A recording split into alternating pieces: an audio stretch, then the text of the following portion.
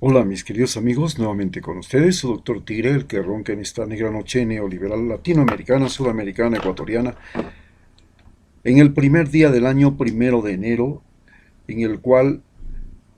nosotros tenemos la intención de convertirnos en los inspiradores de una nueva visión, de una nueva tendencia, de una nueva orientación, desde el punto de vista político y desde el punto de vista ecológico-cultural. Esta nueva tendencia, esta nueva visión, es la visión de los internautas latinoamericanos y también internautas panamericanos que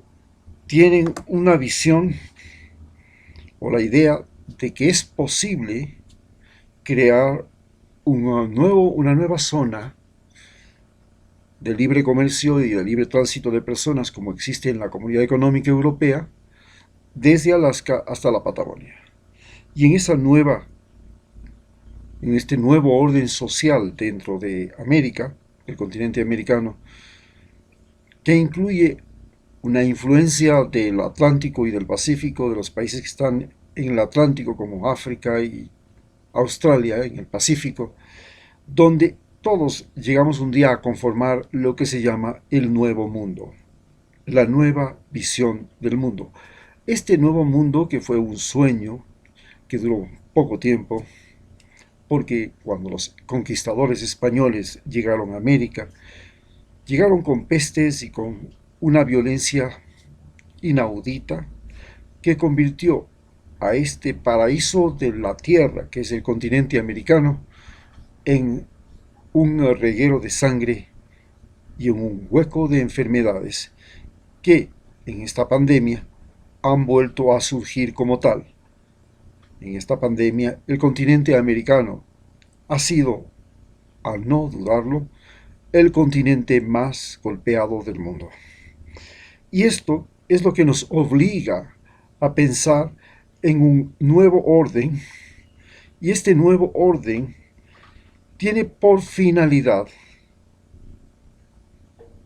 cambiar el centro del mundo que estuvo un día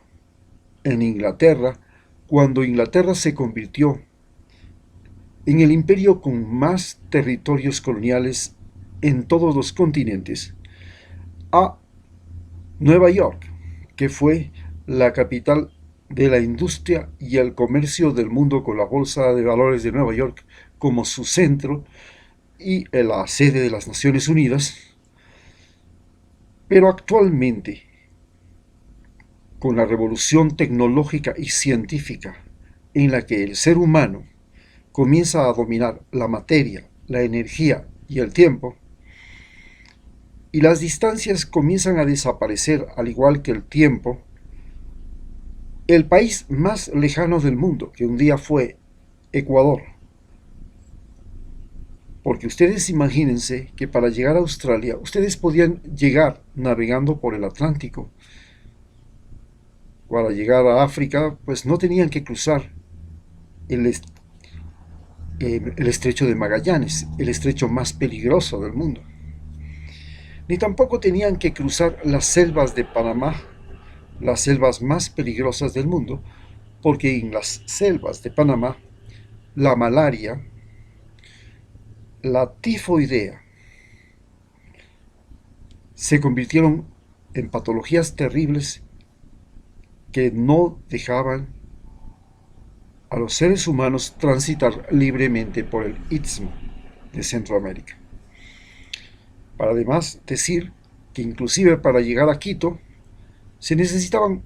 muchos días de caminar por barrancos y caminos estrechos desde la costa hasta los Andes y subir de 0 metros, trepar hasta los 3.400, 3.500 metros para volver a bajar a los 2.800. Por eso el tren más difícil del mundo, el tren que construyó Eloy Alfaro, la vía Quito-Guayaquil, fue una obra de ingeniería que es considerada una de las mayores obras de ingeniería en el transporte de trenes más importante del mundo. A partir de estos conceptos, tenemos que entender lo que vamos a vivir el día de hoy hasta el día 7 de febrero, que tenemos la primera vuelta de las elecciones de Ecuador, y que podría y esperamos que sea una sola vuelta, en la que se disputan la presidencia de Ecuador en un periodo de pandemia, donde la cuarentena no sabemos si se va a repetir en los próximos meses, y eso puede llegar a trastornar inclusive todas las elecciones. Con la esperanza de que las vacunas lleguen a Ecuador, pero en una primera fase solo va a llegar al personal sanitario, a las Fuerzas Armadas, donde existe la mayor susceptibilidad, entre comillas, pero además donde se trata de utilizar, porque el personal sanitario y las Fuerzas Armadas son las que en este momento están custodiando de alguna manera el orden establecido. Pero, ¿cuándo nos van a llegar a usted y a mí las vacunas? Pues eso no sabemos. Y no sabemos porque se propone que será pues posiblemente para marzo, para abril. Pero como se ve en el mundo, ni siquiera en los estados más desarrollados se va a alcanzar a hacer la vacunación hasta lo que se dice la primavera boreal o el verano boreal, es decir, estamos hablando de los meses de junio y julio. A partir de este concepto de lo que estamos haciendo, también señalamos que, dada la nueva configuración y el nuevo manejo del tiempo y el espacio, el nuevo centro de la Tierra es el centro geográfico. Ya no es el centro político, como lo fue Londres, ya no es el centro económico, como lo fue Nueva York, sino que hoy, con el cambio climático, la extinción de las especies, la globalización, el cambio del transporte, el cambio del tiempo, las comunicaciones satelitales, el nuevo centro del mundo es la mitad del mundo situada muy cerca de Quito, en San Antonio de Pichincha. Y lo es porque no solamente está en el centro del mundo, está en la línea ecuatorial, sino que es el centro del mundo, el nuevo centro del mundo, porque está en la altura, está en las montañas, y entonces es uno de los lugares que, a más de estar muy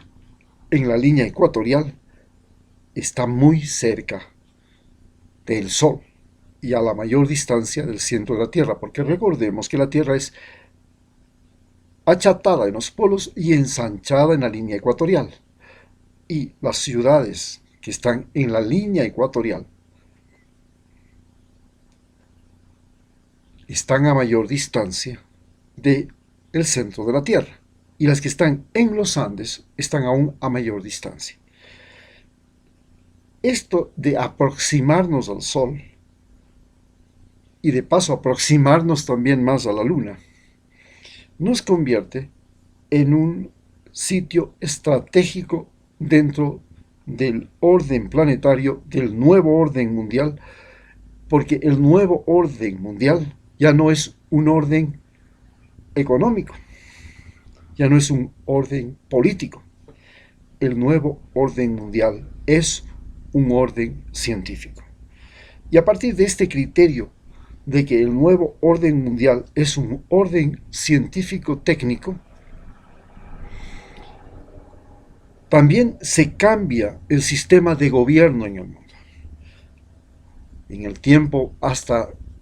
que Londres fue el centro del mundo, era evidente que los políticos, los individuos relacionados primero por el apellido, por la raza, por la religión, por la consanguinidad. Recordemos que los reyes de Europa eran todos primos, parientes, etc. Y que llegaron a constituirse un poder mundial. Pasaron luego a cambiar en Nueva York, donde los nuevos seres más poderosos del planeta eran gente que ni siquiera tenían antecedentes de haber sido descendientes de reyes, de condes o de marqueses, como pasaba en Europa, sino que eran gente que podía hacer su fortuna en una sola generación. Y lo hemos visto con Bill Gates, lo hemos visto con esto. Pero además eran políticos que llegaban a gobernar países sin que antes que ellos, sus padres, sus abuelos, sus bisabuelos, sus tatarabuelos hayan sido gobernantes, marqueses, virreyes o reyes. No. Esto fue el gran cambio que se dio en Nueva York. Pero en este momento, cuando estamos entrando en el año 2020 y entramos a una nueva fase de la historia de la humanidad, que es la fase en la cual pasamos del dominio territorial al dominio moral e intelectual. En la fase del dominio territorial tuvimos todos los que fueron los grandes imperios. En el dominio moral